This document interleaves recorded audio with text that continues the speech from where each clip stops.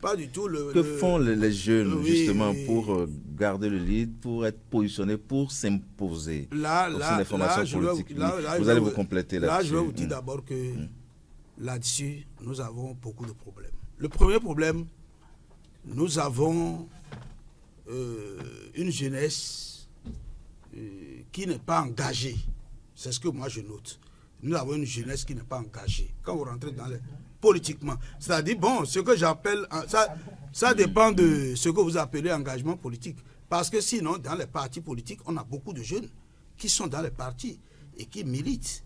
Mais militer dans quel sens? C'est là la problématique. On milite parce que, bon, on veut demain se retrouver sur une électorale. Bon, les idées, la vision, tout ça, là, ça ne leur dit rien. Et c'est ça qui fait que... C'est la vision qui les amène quand même à... Non, la pratique, ce dont moi je parle, c'est que c'est du vécu. C'est du vécu. Les jeunes qui sont dans les partis politiques, en fait, ils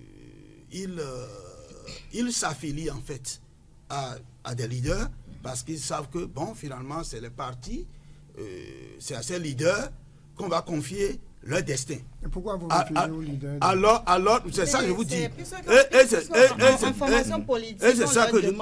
D'avoir des parrains au sein des partis non, politiques. Je veux avoir de l'ascension. Non, madame, c'est pas ça. Vous êtes dans une ONG, je suis dans un parti politique. Oui. Donc, en la matière, vous ne pouvez pas me dire ce qui se passe. Non, mais puisque nous collaborons avec les jeunes. On parle aussi avec les jeunes. Des formations politiques. La réalité,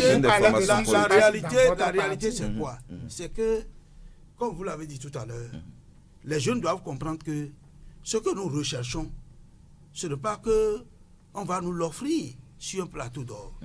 Nous devons militer et surtout nous unir pour montrer que nous constituons une force.